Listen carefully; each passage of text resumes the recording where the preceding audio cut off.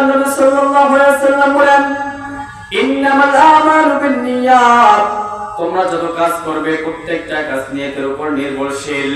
তাই বন্ধু আমার, যে কথাগুলো আমরা শুনবো এবং বলবো, ইখলাসের নিয়তে শুনতে হবে, আল্লাহ পাককে রাজি খুশি করার উদ্দেশ্যে শুনতে হবে, যাতে করে মানুষকে দেখাবার জন্য নয়, মানুষকে শোনাবার জন্য নয়, ইখলাসের নিয়তে কথা বলতে হবে, ইখলাসের নিয়তে শুনতে হবে।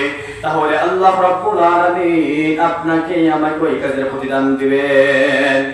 এই জন্য আমার বন্ধুরা, আমার ভাইরা, পবিত্র কালামুল্লাহ শরীফ থেকে সূরা আলে ইমরানের 2 নম্বর আয়াত তেলাওয়াত করেছেন। আল্লাহ রাব্বুল আলামিন বলেন, ইয়া আইয়ুহাল্লাযীনা আমানু তাকুল্লাহা হাক্কা তুকাতিহি ওয়া লা তামুতুন্না ইল্লা ওয়া আনতুম মুসলিমুন।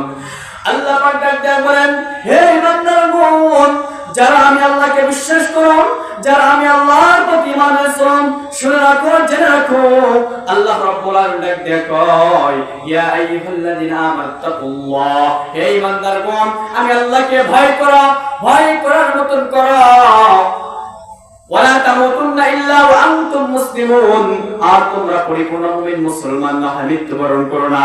আল্লাহ পাক ডাক দেয়া কয়, হে ইমানদারগণ, তোমরা ভয় করো। তাহলে এই আয়াত থেকে বোঝা যায়, ঈমান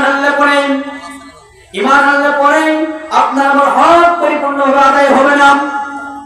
আল্লাহ পাকের গোলামি পরিপূর্ণভাবে করা যাবে না।